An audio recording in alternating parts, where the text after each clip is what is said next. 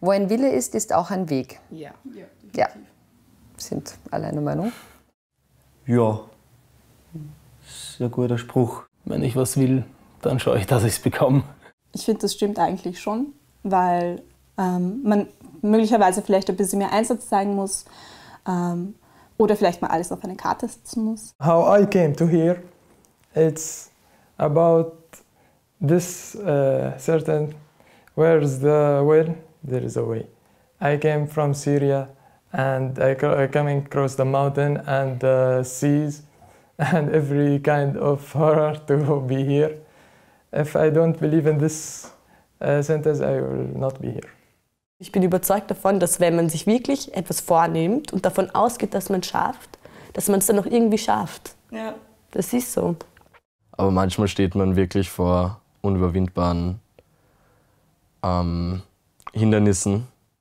Zum Beispiel, wenn man in eine höhere Schule gehen will oder studieren gehen will und die Eltern können das nicht finanzieren, die Wohnung oder irgendwas, dann gibt es auch keinen Weg, da ich mal sagen. Ohne unseren Willen, glaube ich, können wir immer eine Ausrede finden, warum etwas nicht funktioniert. Und oft scheitert es einfach daran, dass man den Weg nicht sieht oder nicht sehen will. Ich bin nach Österreich gekommen, ohne Deutsch zu sprechen. Und ich war in einer Klasse und das war sozusagen die letzte Schulstufe. Und ich musste gleichzeitig sozusagen die Schule besuchen und Deutsch lernen. Mit 18 habe ich persönlich nicht unbedingt jetzt so viel Lust gehabt, eine neue Sprache kennenzulernen, alles von Null zu beginnen. Aber trotzdem habe ich es geschafft, durch meinen Fleiß und durch meinen Wille genauso, die Matura in 8 Monaten, bzw. 8. Klasse in 8 Monate zu beenden. Wenn ich jetzt will, dass wir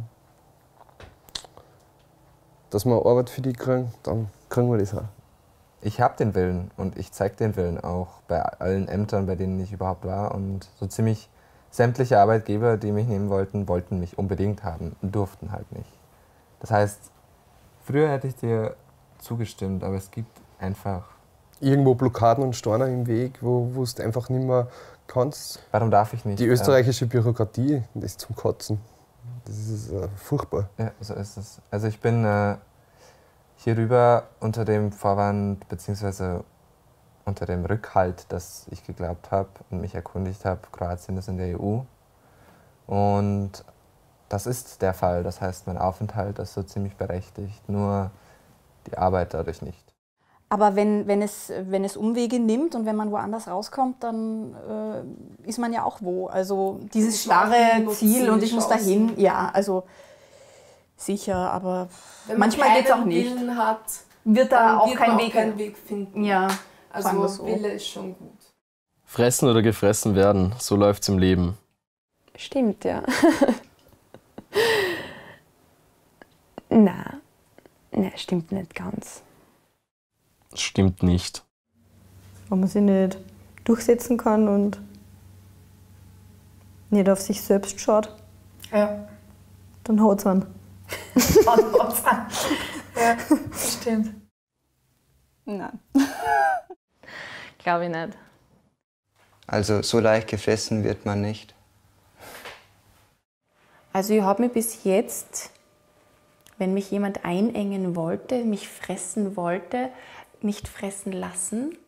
Es gibt sehr viele junge Leute oder ältere Leute, die eine Arbeit suchen und da gibt es aber sehr oft nicht eine Person, die diese gleiche Arbeit sucht, sondern, weiß ich nicht, 120. Die Frage ist, wer bekommt's? Es ist ein Konkurrenzkampf und in so einem Fall ist es sicher so, aber ich mache es nicht um jeden Preis sowas. Also ich glaube, dass man mehr erreichen kann, wenn man anderen hilft und sie nicht frisst quasi. Also ich bin mehr auf Kooperation als gegeneinander kämpfen. Ich habe die Erfahrung gemacht, wenn man im Team arbeitet, auch mit Leuten aus der eigenen Branche, dass da durchaus mehrere Möglichkeiten entstehen als dieses 1 gegen 1 Konkurrenzdenken. Wenn du immer nur auf deinen eigenen Vorteil bedacht bist, dass wenn du immer nur frisst, die das auf Dauer auf gar keinen Fall weiterbringt. Bei vielen funktioniert es aber. Ich könnte es mit mir selbst nicht vereinbaren. Aber bei vielen Menschen funktioniert es, dass wenn sie einfach komplett rücksichtslos und keine Ahnung was sind, dass sie einfach ganz nach oben kommen. fressen oder gefressen werden, so läuft es im Leben. Ja, die Schwächeren haben dann meistens das schlechtere Los. Man selber hat halt dann den Nachteil. Also man muss immer auf sich selber schauen und ein bisschen Egoismus zeigen, damit man weiterkommt. Ich finde es halt schade, dass man so denken muss oder dass man so leben muss. Und dann ist halt die Frage, wenn mehrere Leute das anders sehen würden oder anders angehen würden, ob sich dann was ändern könnte oder nicht. Es ist, glaube ich, gern etwas, das verwendet wird, um vor sich selbst zu rechtfertigen, warum man jetzt auf eine gewisse Art und Weise gehandelt hat. Ich finde schon, dass man halt darauf achten muss, dass es einem gut geht, aber nicht auf Kosten anderer Leute. Aber man muss schon stark sein in der heutigen Zeit. Muss man schon stark sein, darf man nicht zu viel Schwäche zeigen, finde ich. Sonst gehst du unter. Gibt dir die Gesellschaft in Österreich die Möglichkeit zu zeigen, was wirklich in dir steckt?